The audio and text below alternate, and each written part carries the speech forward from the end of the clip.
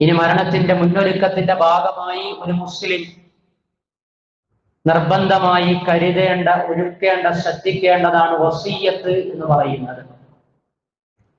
വിശുദ്ധ ഖുർആനിലെ 2-ാം അധ്യായം സൂറത്തുൽ ബഖറയിലെ 180, 181, 182 സൂക്തങ്ങളിലും 4-ാം അധ്യായം സൂറത്തുൽ നിസായിലും 5-ാം അധ്യായം സൂറത്തുൽ മാഇദയിലും അടക്കം വിവിധ സൂറത്തുകളിൽ ഇതുമായി ബന്ധപ്പെട്ട വിശദാംശങ്ങൾ അല്ലാഹു സുബ്ഹാനഹു വ തആല നമ്മെ അറിയിക്കുന്നുണ്ട്.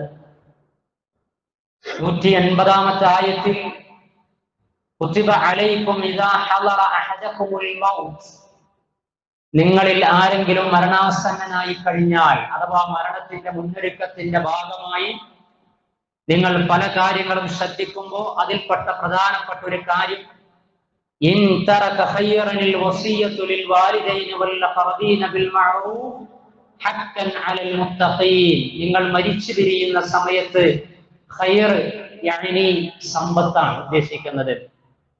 വല്ല സമ്പത്തും വിട്ടേച്ചാണ് നിങ്ങൾ പോകുന്നത് എങ്കിൽ അതിൽ ഏതൊക്കെ രൂപത്തിലാണ് അതിന്റെ ക്രയവിക്രയങ്ങൾ നടക്കേണ്ടത് എന്നതിനെ കുറിച്ച് നിങ്ങൾ വസിയ്യത്ത് നൽകണം, പ്രത്യേകമായി കൊണ്ടുണ്ട് എങ്കിൽ. ഹഖ്ഖൻ അലൽ മുത്തഖീൻ, സൂക്ഷ്മത പാലിക്കുന്ന, ധർമ്മനിഷ്ഠ ആഗ്രഹിക്കുന്ന, അങ്ങനെ മരിച്ചു പിരിയാൻ കൊതിക്കുന്ന ഓരോ മുസ്ലിമിന്റെ മേലുമുള്ള ബാധ്യതയാണത് എന്നാണ്. അപ്പൊ മരണമാസന്നമായി കഴിഞ്ഞാൽ നിർബന്ധമാണത്. കുതിബ അലൈക്കും, വിശുദ്ധ ഖുർആനിലെ 2-ാം അധ്യായം സൂറത്തുൽ ബഖറയിലെ 183-ാമത്തെ ആയത്തിൽ തുടർന്ന് വരുന്നതിൽ നോമ്പ് നിർബന്ധമാക്കിയതിനെ കുറിച്ച് അല്ലാഹു പറഞ്ഞപ്പോൾ യാ അയ്യുഹല്ലദീന ആമനൂ, അല്ലയോ സത്യവിശ്വാസികളെ, കുതിബ അലൈക്കുമുസ് സിയാം, നിങ്ങളുടെ മേൽ നോമ്പ് നിർബന്ധമായിരിക്കുന്നു. അതിന് കതബ എന്നതിന്റെ മജ്ഹൂൽ പ്രയോഗം കുതിബ എന്നാണ് പ്രയോഗിച്ചിട്ടുള്ളത്. ഇവിടെയും അത് തന്നെയാണ്. അപ്പൊ നിർബന്ധമായി കൊണ്ട് വസിയ്യത്തുമായി ബന്ധപ്പെട്ട വിഷയം നിങ്ങൾ കൈകാര്യം ചെയ്യുമ്പോൾ അതിൽ ശ്രദ്ധിക്കേണ്ടതുണ്ട്. നിങ്ങളുടെ മരണത്തിന് ശേഷം നിങ്ങളുടെ സമ്പത്ത് ഏത് വിധത്തിലും വിനിയോഗിക്കപ്പെടാനുള്ളതല്ല. അതിന് കൃത്യമായ വസിയ്യത്ത് നൽകണം. എന്താണ് വസിയ്യത്ത് എന്നതുകൊണ്ട് ഉദ്ദേശിക്കുന്നത്? ഒരാൾ മരണത്തിന് മുമ്പ് തന്റെ സ്വത്ത് തന്റെ ഇഷ്ടപ്രകാരം തന്റെ സ്വത്തിൽ മറ്റുള്ളവർക്കും ഒരു സ്വമേധയാ ഉള്ള സ്വതക്ക എന്ന ഓഹരി നിശ്ചയിച്ചു കൊടുക്കലാണ് വസിയ്യത്ത് എന്ന് പറയുന്നത്. ഈ 180-ാമത്തെ സൂറത്തുൽ ബഖറയിലെ ആയത്ത് വസിയ്യത്തുമായി ബന്ധപ്പെട്ട് ഇറങ്ങുമ്പോൾ പിന്നീട് അതിൽ അനന്തര സ്വത്ത് ലഭിക്കുന്ന ആളുകൾക്ക് വസിയ്യത്തില്ല എന്ന പരാമർശവും വിശദീകരണവുമായി സൂറത്തുൽ നിസായിൽ അനന്തര സ്വത്തുമായി ബന്ധപ്പെട്ട ആയത്തുകൾ അവതരിക്കപ്പെടുകയുണ്ടായി. അങ്ങനെ പ്രവാചകൻ സല്ലല്ലാഹു അലൈഹി വസല്ലം അറിയിച്ചു, അനന്തരമെടുക്കുന്നവർക്ക് വസിയ്യത്തില്ല. ലാ വസിയ്യത ലിൽ വാരിസ്, അനന്തരമെടുക്കുന്നവർക്ക് വസിയ്യത്തില്ല തന്നെ. എന്നാൽ വസിയ്യത്ത് ലഭിക്കപ്പെടുന്ന മേഖലകളുണ്ട്. വസിയ്യത്തായി നീക്കി വെക്കേണ്ടതുണ്ട്. അത് സ്വന്തം ഇഷ്ടപ്രകാരം നിർവഹിക്കുന്നതുമാണ്. ആ നിർവഹിക്കുന്നവർ ആരാകട്ടെ, അവർ നിർവഹിക്കാൻ ഉദ്ദേശിക്കുന്നുവെങ്കിൽ ചെയ്യേണ്ട നടപടിക്രമങ്ങൾ എന്തൊക്കെയാണ്? നമുക്കറിയാം, വസിയ്യത്ത് എന്ന് പറയുമ്പോൾ പല വിധത്തിലായി. അത് സമൂഹത്തിൽ പാവപ്പെട്ട ആളുകൾക്ക് വേണ്ടി, സ്ഥാപനങ്ങൾക്ക് വേണ്ടി, സേവന പ്രവർത്തനങ്ങൾക്ക് വേണ്ടി, യതീംഖാനകൾക്ക് വേണ്ടി, മസ്ജിദുകൾക്ക് വേണ്ടി, ഇങ്ങനെ പല വിധത്തിലായി വസിയ്യത്ത് നമ്മൾ പറയാറുണ്ട്. അങ്ങനെ വസിയ്യത്ത് ഉദ്ദേശിക്കുന്നുവെങ്കിൽ ആ ഉദ്ദേശിക്കുന്ന മുസ്ലിം വസിയ്യത്ത് അവൻ ഉദ്ദേശിച്ചു കഴിഞ്ഞാൽ 2 രാത്രി കഴിച്ചു കൂട്ടാൻ പാടില്ല എന്ന്. മാ ഹഖ്ഖു ഇംറിഇൻ മുസ്ലിമിൻ ലഹു ശൈഉൻ യൂസാ ഫീഹി ഇല്ലാ മക്തൂബതൻ ഇൻദ റഅസിഹി, ഒരു മുസ്ലിമിനെ പാടില്ല തന്നെ അവൻ വസിയ്യത്ത് ഉദ്ദേശിച്ചു കഴിഞ്ഞാൽ പിന്നെ 2 രാത്രി ഒരുമിച്ച് കഴിച്ചു കൂട്ടുക എന്നത് അവന് ബാധ്യതപ്പെട്ടതല്ല, പാടില്ലാത്തതാണ്. ശൈഉൻ യൂസാ ഫീഹി, അവന്റെ സമ്പത്തിൽ നിന്ന് അവൻ വസിയ്യത്ത് ആഗ്രഹിക്കുന്നു എങ്കിൽ ഇല്ലാ മക്തൂബതൻ ഇൻദ റഅസിഹി, അവന്റെ തലയുടെ സമീപത്ത് അവൻ അത് എഴുതി വെക്കണമെന്നാണ്. വസിയ്യത്ത് കൃത്യമായി എഴുതി വെക്കണം. അത് അറിയിക്കുകയും വേണം എന്തൊക്കെയാണ്, ഏതൊക്കെ ഇനങ്ങളിലാണ് വസിയ്യത്ത് പറയുന്നത് എന്ന്. വിശുദ്ധ ഖുർആനിലെ 5-ാം അധ്യായം സൂറത്തുൽ മാഇദയിലെ 106-ാമത്തെ ആയത്തിൽ ഇനി എഴുതി വെക്കുമ്പോ അതിന് തന്നെ ഒരു ക്രമമുണ്ട്. 2 സാക്ഷികളെ ഉൾപ്പെടുത്തിക്കൊണ്ടത് നിർവഹിക്കണം.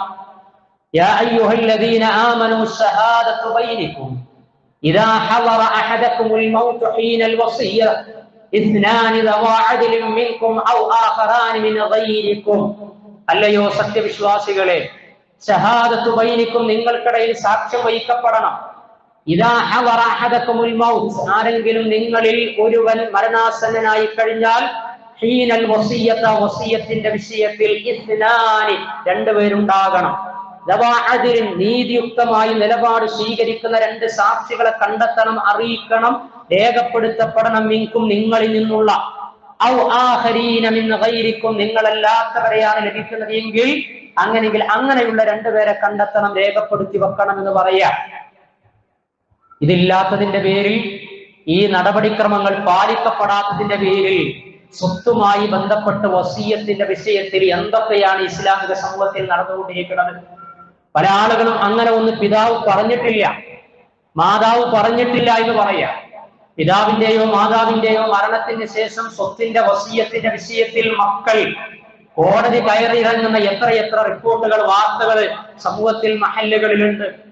ഇതിന് സാക്ഷികളായ ആളുകൾ പോലും സ്വാർത്ഥ താല്പര്യങ്ങൾ അനുസരിച്ച് അത് മറച്ചു വെക്കുകയാണ്.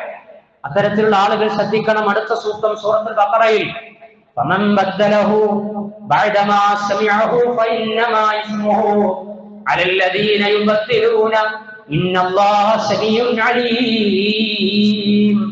ഫമൻ ബദ്ദലഹു ബഅദമാ സമിഅഹു, ആരെങ്കിലും കേട്ടതിന് ശേഷം, രേഖപ്പെടുത്തിയതിന് ശേഷം പിതാവ് നൽകിയ, മാതാവ് നൽകിയ, അതല്ലെങ്കിൽ മരണാസന്നനായി കിടക്കുന്ന വ്യക്തി നൽകിയിട്ടുള്ള വസിയ്യത്തിന് സാക്ഷ്യം വഹിച്ച് പിന്നെ അതിൽ ചേഞ്ച് വരുത്തുകയാണെങ്കിൽ, മാറ്റം വരുത്തുകയാണെങ്കിൽ, ഇന്നല്ലാഹ സമീഉൻ അലീം, തീർച്ചയായും അല്ലാഹു എല്ലാം അറിയുന്നവനും കേൾക്കുന്നവനുമാകുന്നു. ആളുകൾ അങ്ങനെയാ, എഴുതി വെക്കപ്പെട്ട കടലാസ് പോലും മറ്റുള്ളവരെ കാണിക്കുകയില്ല. മക്കള് മരണാസന്നായി കിടക്കുന്ന പിതാവിന്റെ അടുത്തുണ്ടാകും. പിതാവ് പറയും, എന്റെ സമ്പത്തിൽ നിന്ന് 1 സെന്റ്, അല്ലെ, 1 സെന്റ് ഭൂമി ഇന്ന സംവിധാനത്തിന് വേണ്ടി കൊടുക്കണം. അത് മകനോട്, മൂത്ത മകനോട്, ഇളയ മകനോട്, അല്ലെങ്കിൽ മകളോട്, ആരാണോ അടുത്തുള്ളത് എങ്കിൽ പറഞ്ഞിട്ടുണ്ടാകും. അതിന് സാക്ഷ്യം വഹിച്ചവരുണ്ടാകും. പക്ഷേ പിന്നീട് അതിനെക്കുറിച്ച് ഒരു സംസാരം ഉണ്ടാകൂല. എന്തിനു വേണ്ടി? ഭൗതിക താല്പര്യം, ഐഹിക താല്പര്യത്തിനനുസരിച്ച്. എന്നിട്ട് ആ 1 സെന്റ് വസിയ്യത്ത് നൽകപ്പെട്ടത് നമ്മുടെ സ്വത്തിലെങ്ങാനും വന്നു ചേർന്ന് കഴിഞ്ഞാൽ എന്തിനാണ് നമ്മളും മക്കളും പിന്നീട് അങ്ങോട്ട് ഹറാമായ സമ്പത്ത് കുഴിച്ച് വലിയ കാര്യങ്ങൾക്ക് വേണ്ടി അള്ളാഹുവിനോട് തേടിക്കൊണ്ടിരിക്കുകയാണ്? അള്ളാഹ് സ്വീകരിക്കും, അള്ളാഹ് കബൂൽ ചെയ്യോ? എന്ത് നഷ്ടമാണ് നമുക്കുണ്ടാകുക? ഒരു നഷ്ടമില്ല. പിതാവ് അധ്വാനിച്ച, പിതാവിന്റെ സമ്പത്തിൽ നിന്ന് പിതാവ് ആഗ്രഹിച്ച വിധത്തിൽ അവരിലേക്ക് അങ്ങ് മൺമറഞ്ഞു പോയി കഴിഞ്ഞാലും ആത്മീയ ലോകത്ത് ആനന്ദം ലഭിക്കുന്ന വഖഫിലേക്ക് വഴി കാണിക്കുന്ന വസിയ്യത്തിന് തന്റെ സമ്പത്തിലെ നിശ്ചയിച്ച അനുവദനീയമായ ഭാഗം നീക്കിവെച്ച പിതാവിന്റെ ആഗ്രഹം സഫലീകരിക്കപ്പെടാത്ത വിധത്തിൽ സാക്ഷികൾ അന്യായം കാണിക്കാൻ പാടില്ല, മക്കൾ അന്യായം കാണിക്കാൻ പാടില്ല, ഒരു തരത്തിലും അതിൽ നീതികേടുണ്ടാകാൻ പാടില്ല.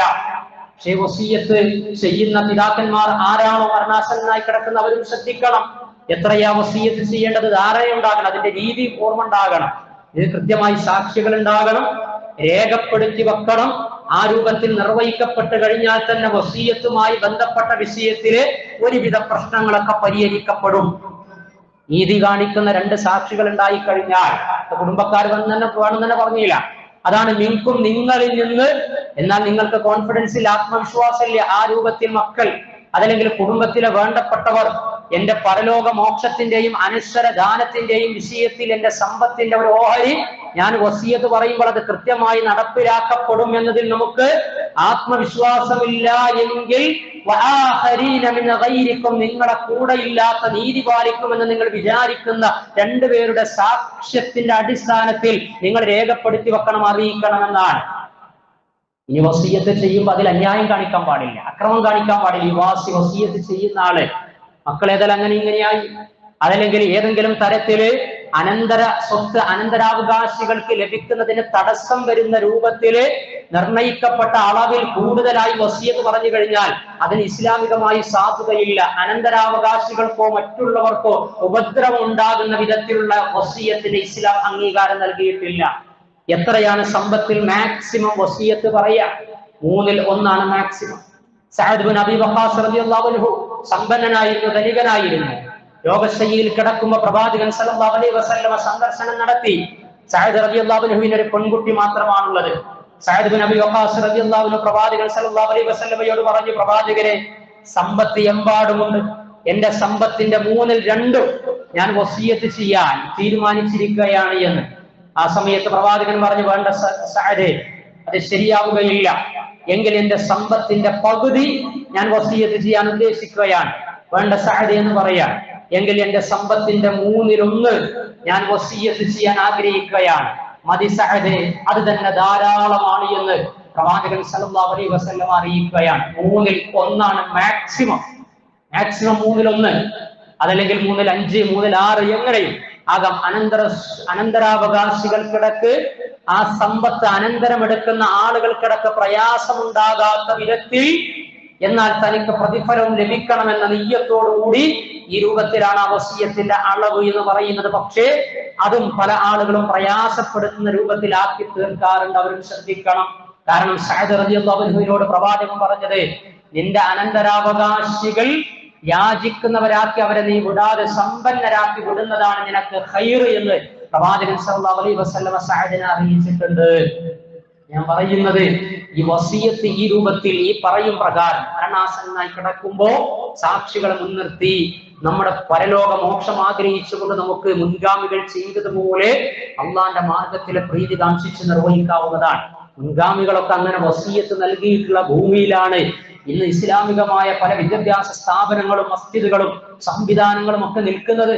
കാലക്രമത്തിൽ ഭൗതിക പ്രമത്തത കൂടിയപ്പോ ആ ഒരു ചിന്തയൊക്കെ നമുക്ക് ഇല്ലാതെ പോയി.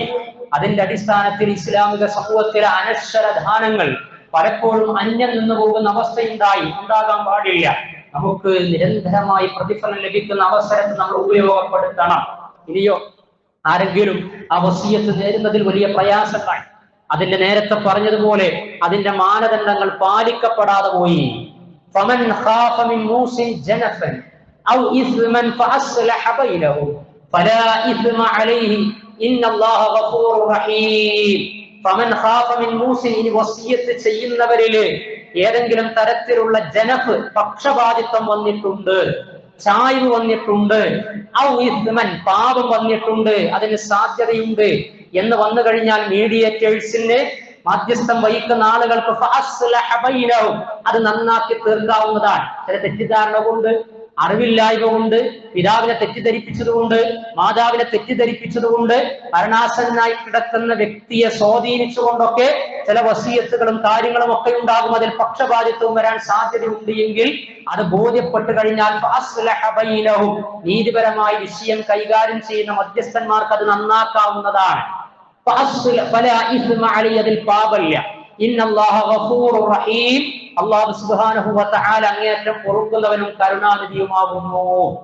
ഏതെങ്കിലും തരത്തിൽ അതിൽ എന്തെങ്കിലും അരുതായ്മകൾ വന്നിട്ടുണ്ട് എങ്കിൽ അറിയാതെയോ അറിഞ്ഞോ അത് നന്നാക്കാവുന്നതാണ്. അപ്പൊ 1/3 മാക്സിമം വസിയത്ത് എങ്കിൽ അതിൽ കൂടുതലുണ്ട് എങ്കിൽ അത് സാധുവാവുകയില്ല, അത് തിരുത്താവുന്നതാണ്. അപ്പൊ വസിയത്തുണ്ട്. ആ വസിയത്ത് തീർച്ചയായും കൊടുക്കാൻ ആഗ്രഹിച്ചു കഴിഞ്ഞാൽ, അതല്ലെങ്കിൽ ഹക്ക് നിർബന്ധമായി വസിയത്ത് പറയേണ്ട അവസരമുണ്ട് എങ്കിൽ നിർബന്ധമായി, അഥവാ പേരക്കുട്ടികൾ ജീവിച്ചിരിക്കെ മകൻ മരിച്ചുപോയി കഴിഞ്ഞാൽ പൗത്രന് ഇസ്ലാമികമായിട്ട് സ്വത്തിൽ അവകാശമില്ല എന്ന അന്യായം ഖുർആൻ വിരുദ്ധമായി, പ്രമാണ വിരുദ്ധമായി പലരും പറയാറുണ്ട്, തെറ്റിദ്ധരിക്കാറുണ്ട്. അങ്ങനെ ഒന്നുമില്ല. പൗത്രന് അവകാശം അത് വസിയത്തിലൂടെയാണ്. അത് വസിയത്ത് നിർബന്ധാണെന്നാ പറഞ്ഞത്. ആർക്ക്? വല്യുപ്പയെ സംബന്ധിച്ചിടത്തോളം വസിയത്ത് നിർബന്ധാണ്.